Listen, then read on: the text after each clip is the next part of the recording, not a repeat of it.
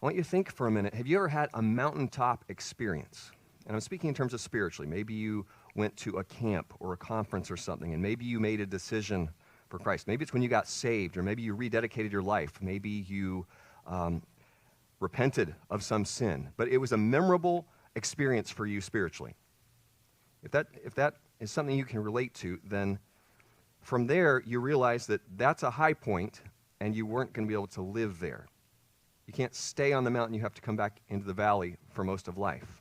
You with me? But Jesus and his three disciples, Peter, James, and John, came down from the Mount of Transfiguration, and they see a mess there because there is spiritual failure going on.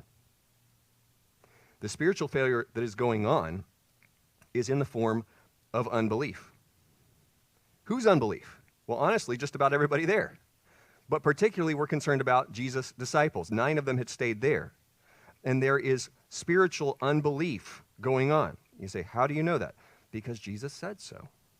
I'm going to read our passage in just a minute, but in verse 19, he described them as faithless, a faithless generation. And by the time we get to verse 29 at the end of our passage, we're going to see that Jesus is calling them prayerless.